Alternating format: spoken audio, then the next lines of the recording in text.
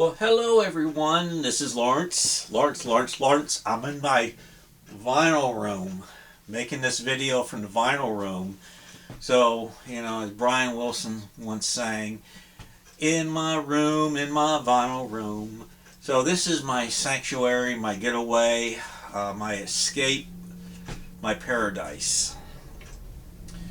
61 years in the making. I'm making a response video to TJR. And TJ, I'm going to call you TJ, okay?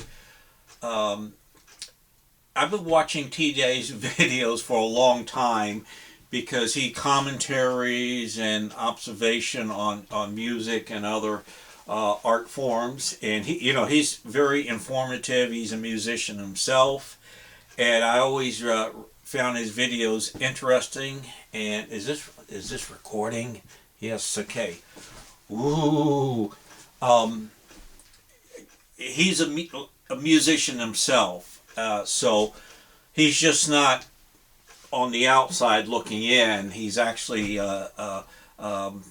plays, produces music. Okay, so he posted a video called "Suddenly I Started Listening to Jazz," which intrigued me. And from what I can tell in the video, he's really just starting to get his toes into that music form. And I started listening to jazz somewhere in the late 80s and into the 90s.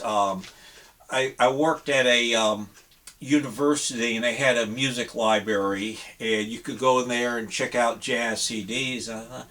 I think I'll give this a try. And I got more into it in the 90s because I felt like popular music was starting to lose me. I mean, we had grunge, and I liked some of that, but and I still like some of the top 40s, but somehow it started to lose its appeal to me, and that continued to this day. I don't listen to a lot of mainstream music.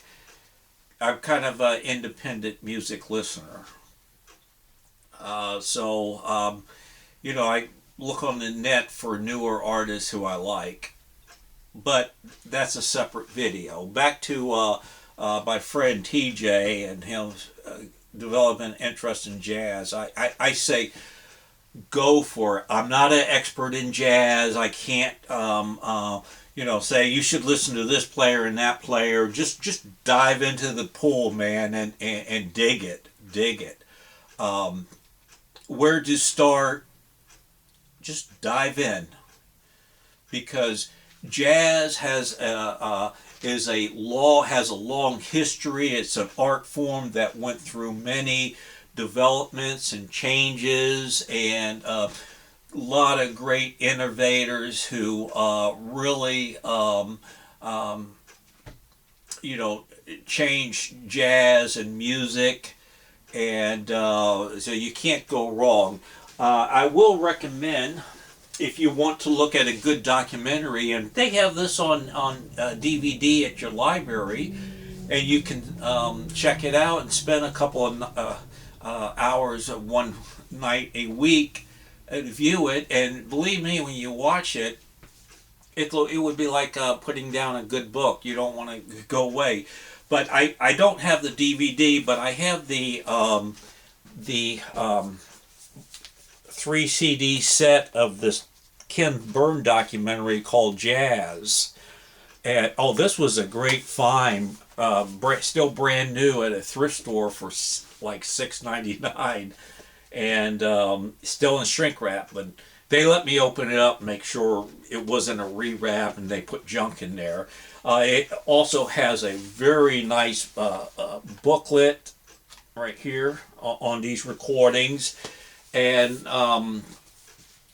audibly, sound-wise, this is a great documentary on the development of jazz. Because if you listen to all the disc from beginning to end, you will hear how the music developed from its beginnings in New Orleans and its African roots, Cuban, West Indies roots, and it migrated up New Orleans and into our culture. Okay, you will hear the development. So if you can check out the DVD at a library and perhaps check this out too, or obtain it, that's great. So there are other documentaries too. I mean, you could go on YouTube and look up documentaries on jazz. This is the only one. Ken Burns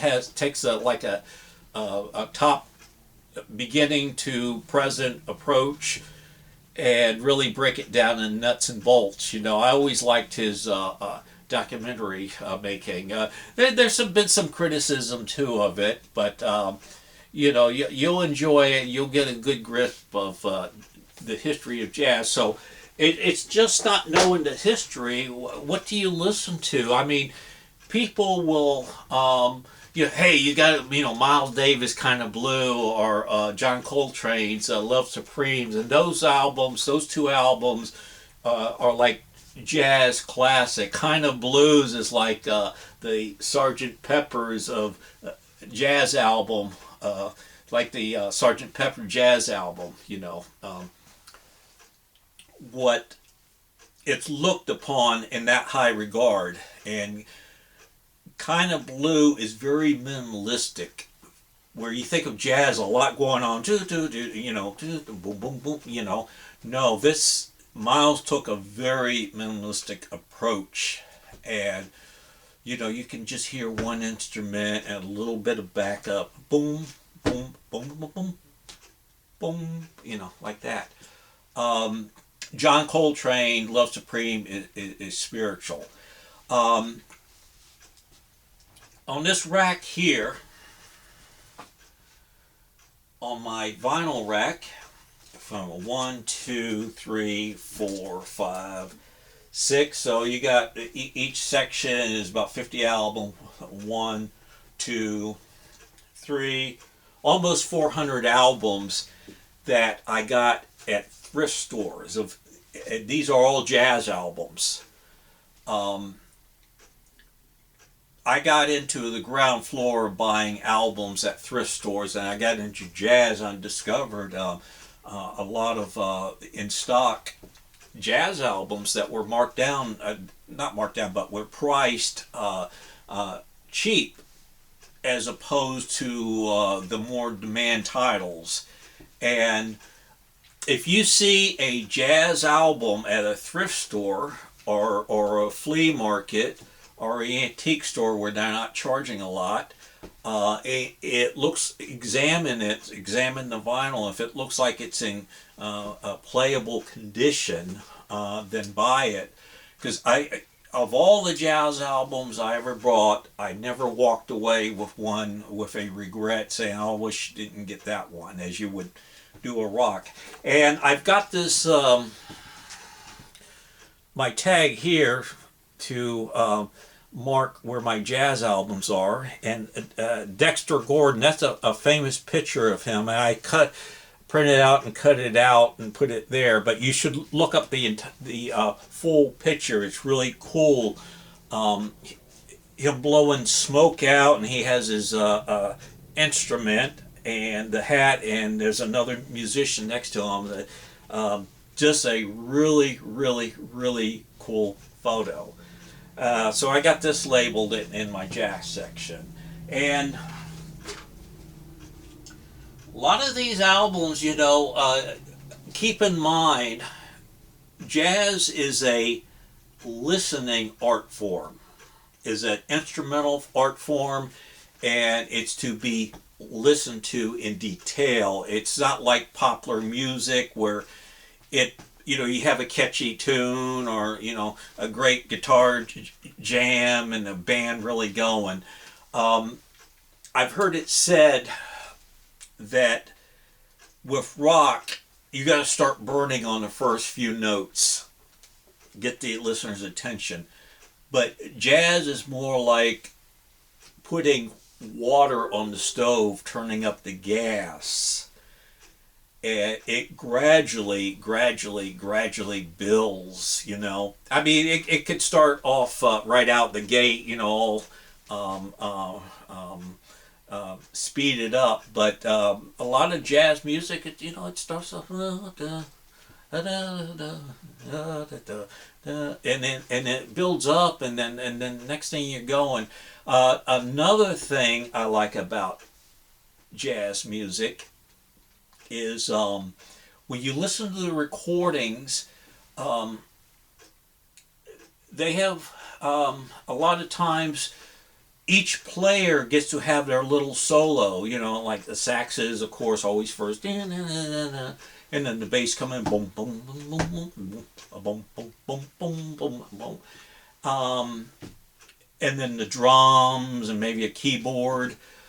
So while the artist on the record is the leader, and he lets the other musicians step in and shine as well. So that's very cool. There's one album I wanted to pull out. If I hope I can find it. Please help me, because I don't want to have you watch this video me trying to find an album, because I can't pronounce the guy's name. Here it is.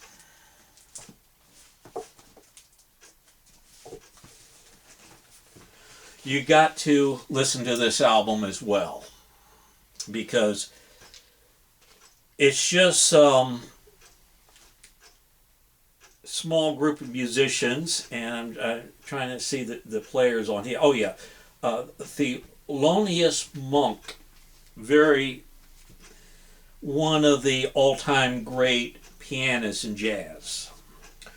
Charles Roos, tenor sax.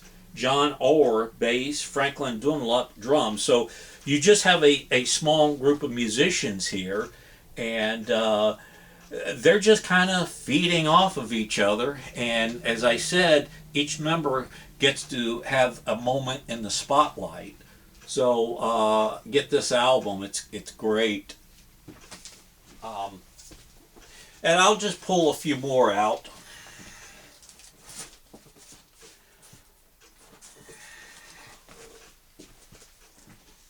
I'm not going to say who they are.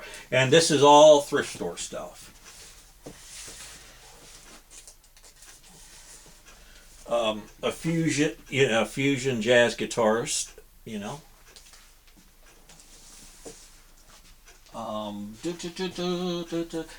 I could make 3 videos on this, and then you got the cats, the big band stuff of jazz.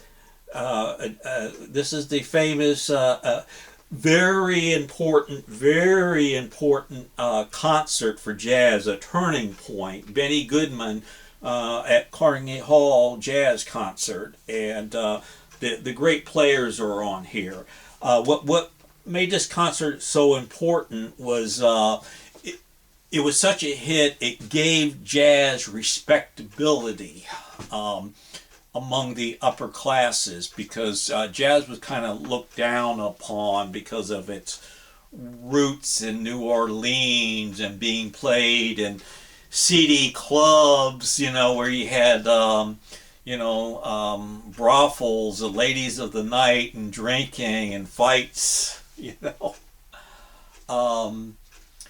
So it had kind of a rough and tumble beginning, and finally it developed and it worked its way up to respectability. And it changed, it went international too. Sure you all heard this. And let me pull this CD from up here. This is a 5 CD set. This is dynamite. One of the most respected high-ranking, respected guitarists. Even rock musicians love this guy, Django Reinhardt. Okay, and this is what I would call Euro jazz. So jazz went international too. I've got so much jazz in CDs as well as on vinyl.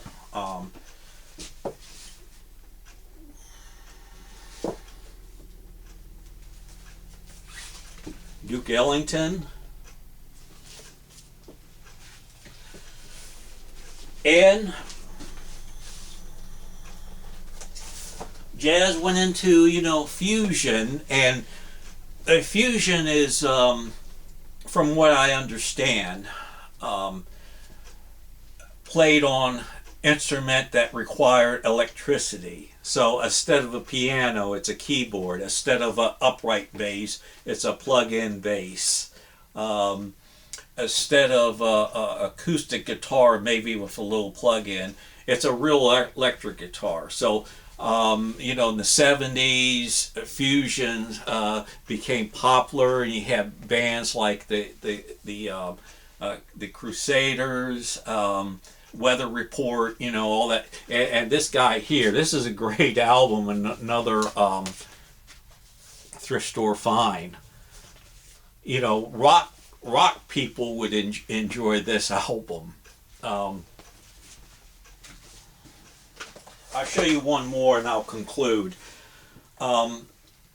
This is a part of a series of Time Life issues of big band music, and from what I understand, there's about slews of these boxes sets, and I've got about 20 of them.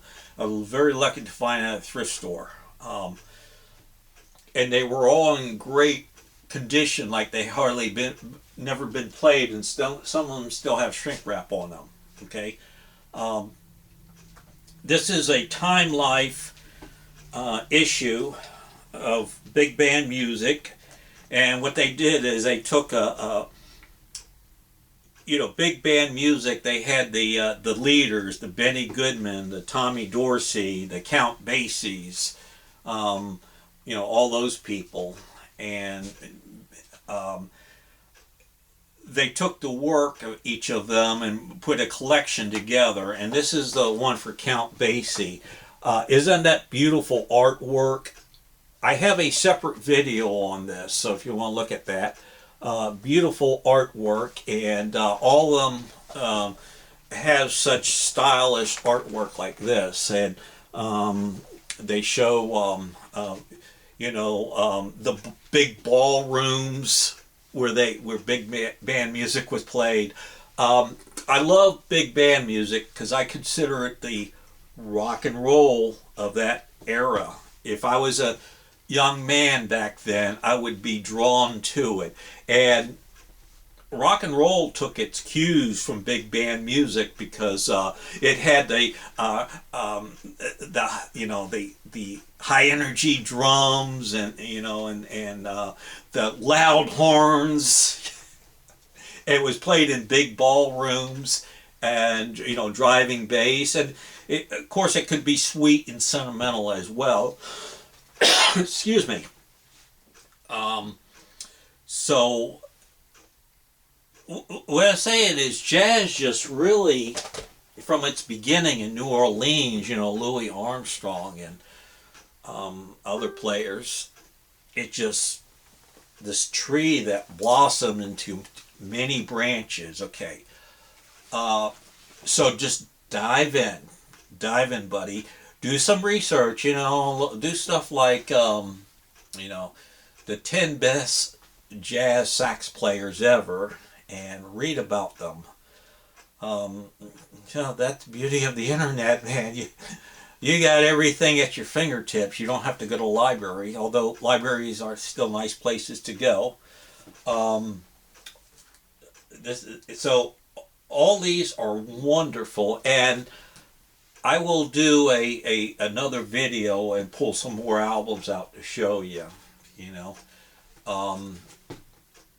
So zap up any jazz albums you can find, and if you want to go to CD, go to CDs. Hit the thrift stores because you find jazz CDs there also. Although for various reasons, that supply has been drying up because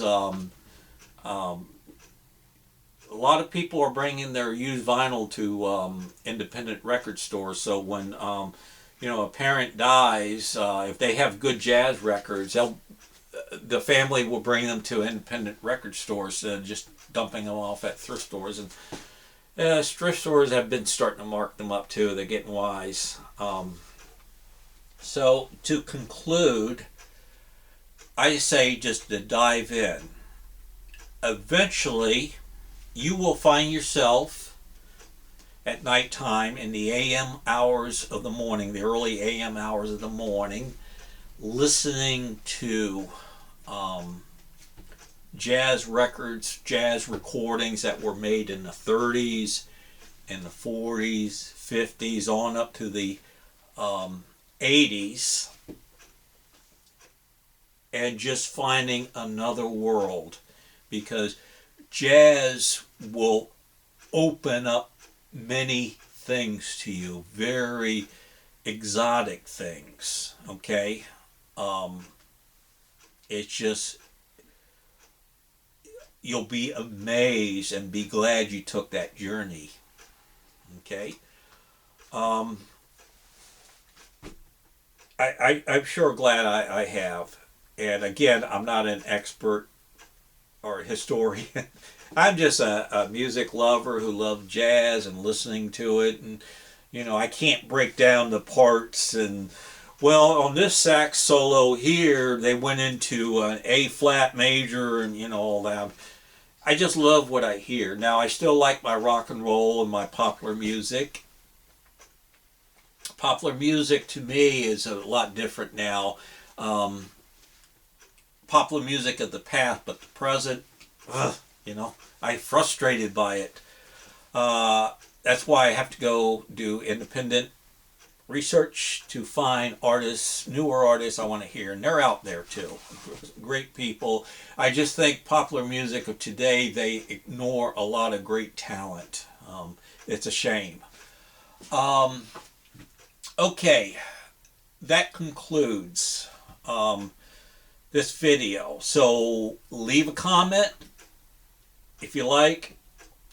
If you want to leave an insult, you don't know what you're talking about, But I'm just trying to encourage my friend TJ. Yeah, take that dive, get in there, and you won't regret it. Okay. You'll be getting out of the box too, out of the comfort zone, and just going off somewhere new, like taking a trip to, some exotic part of the world you never dreamed that existed. That's the way it is. Thank you for watching. You all have a good day. Stay safe. Be safe. Follow all the guidelines. Hopefully, we can get somewhat back to normal as the summer comes along, and be cautious as we go into the fall too. Be prepared. We know the drill now. Thank you for watching. Y'all have a good day. Bye-bye.